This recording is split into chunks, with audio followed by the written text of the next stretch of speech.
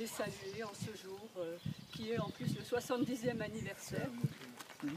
Et je voulais aussi raconter une toute petite anecdote parce que je crois qu'elle est particulièrement appropriée.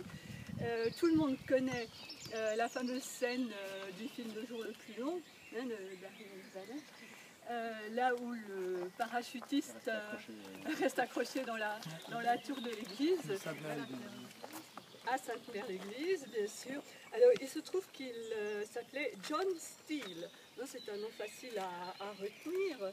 Et surtout, il était originaire de Metropolis, dans l'Illinois. Donc, c'était un gars de l'Illinois.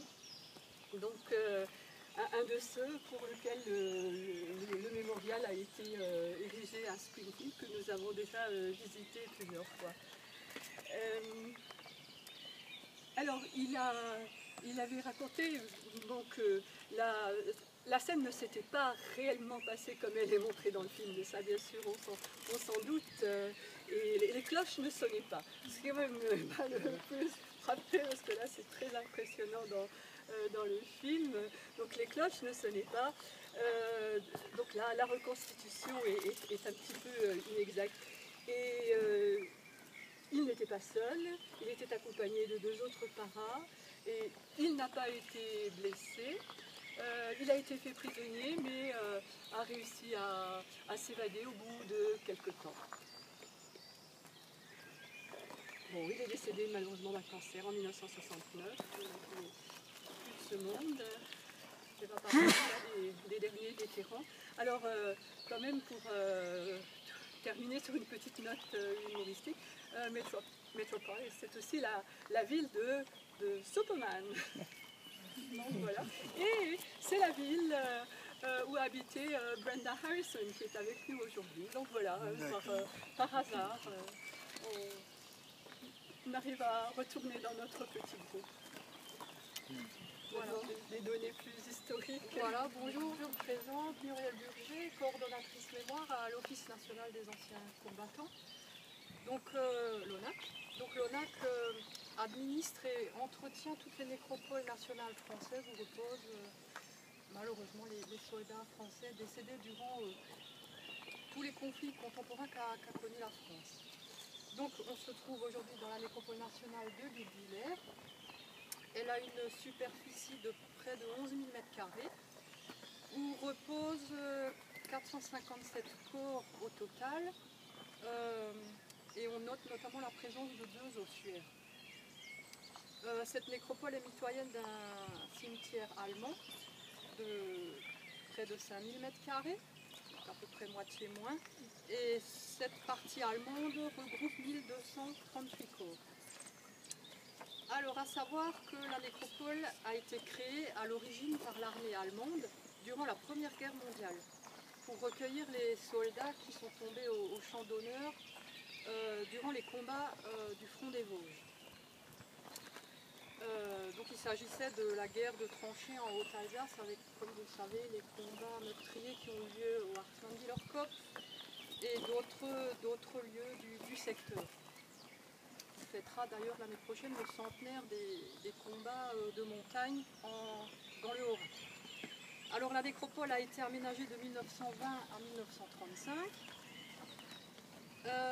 Elle regroupe 442 Français de la Première Guerre mondiale, dont 162 sont répartis dans les 2 ossuaires dont je vous parlais tout à l'heure. Et on y trouve également 9 corps de prisonniers de guerre russes, donc également de la période 14-18. Si on passe à la Deuxième Guerre mondiale, eh bien en fait la nécropole de Guebwiller ne compte que 5 combattants de ce conflit-là. Après il y a d'autres nécropoles dans le Haut-Rhin, par exemple Sigolsheim, qui sont exclusivement, qui concernent exclusivement des combattants de la Seconde Guerre. Et à noter, de manière anecdotique, également un combattant français mort pour la France durant la guerre d'Algérie, voilà, donc en 1955. Et le monument aux morts, 14-18, qui est dans mon dos, voilà, a été inauguré le 29 juillet 1924. Il a été détruit pendant la Seconde Guerre mondiale par les nazis en 1940 et il a été reconstruit après-guerre. Voilà ce qu'on pouvait vous dire rapidement sur cette métropole. Bien, merci. C'est intéressant. Juste quelques mots, oui. Bah déjà, je souhaite encore la bienvenue. Welcome to our American guests. Je suis toujours très heureux. Enfin, je trouve que c'est fantastique aujourd'hui, en ce jour de la fête du débarquement, de pouvoir accueillir à Guebwiller des hôtes américains. Et je le remercie. Je suis très content d'avoir le lycée Kassler à Guebwiller qui nous donne l'occasion. Dernièrement, il y a 3 semaines, c'était les Allemands. On est aussi dans le centenaire de démarrage de la Première Guerre mondiale. Aujourd'hui, on est pratiquement au 70e anniversaire du débarquement et ça nous permet aussi de vivre avec d'autres pays directement concernés par ces conflits, ces moments qui sont quand même des moments exceptionnels. Et c'est surtout très important ce devoir de mémoire que nous avons, et je crois que c'est d'autant plus important de le faire avec des jeunes comme vous, parce que souvent ça devient de plus en plus, bien sûr, ancien, mais cette mémoire, de maintenir cette mémoire est absolument très important. J'ai passé beaucoup de temps à Berlin, 11 années à Berlin. Les Allemands, compte tenu de leur historique, consacrent énormément d'efforts à maintenir cette mémoire en différents endroits. Je crois que c'est ça ce qui nous permet aujourd'hui d'éviter que ça puisse se reproduire. Et quand on voit en France, et je le regrette, ce qui s'est passé lors des élections européennes avec un vote extrême, je crois que c'est d'autant plus important de montrer que franchement l'Europe, c'est quand même le moyen d'éviter que ces conflits se renouvellent. Et je crois que moi je suis un fervent partisan de l'Union européenne parce que c'est vraiment ce qui permet justement d'avoir l'amitié entre les peuples et pas de recréer des tensions liées aux frontières, liées aux guerres économiques et politiques. Donc je crois que c'est vraiment, je crois que je ne comprends pas que les gens ne puissent penser autrement. Donc voilà, merci en tout cas à nos hôtes américains de partager avec nous ce moment. Et voilà, bienvenue toujours à Guebwiller et en France, et vous serez toujours les bienvenus chez nous. Merci. Merci. Bon, je vais juste moi conclure, déjà remercier M. le maire parce que, je veux dire, il a un calendrier qui est très contraint, donc je veux dire, il va quitter très vite pour aller sur Colmar.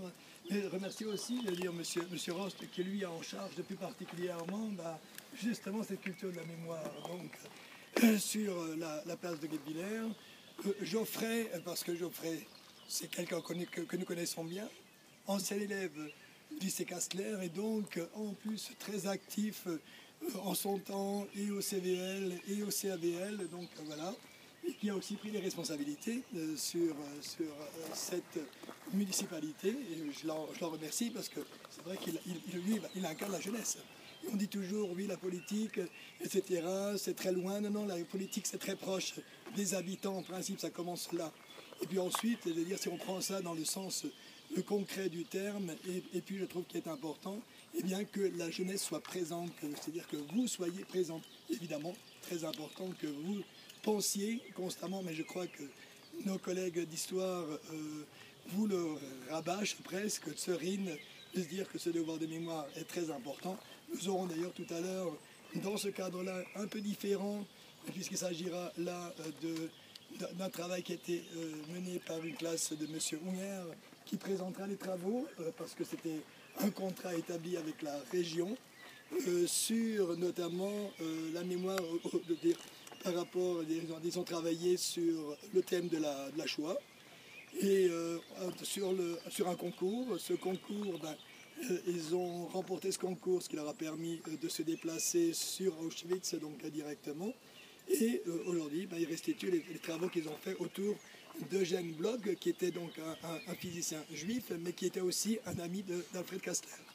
Et voilà, donc à 16h, vous aurez, si vous êtes disponible, vous pouvez vous rendre en salle corps et vous aurez un exposé fait par les élèves de sa classe. Voilà, en tout cas, j'aimerais juste conclure peut-être par 1 minute de silence, pour qu'on pense un peu à tous ces gens qui ont laissé finalement leur vie au service de la paix, en fait, puisque c'est ça. Voilà.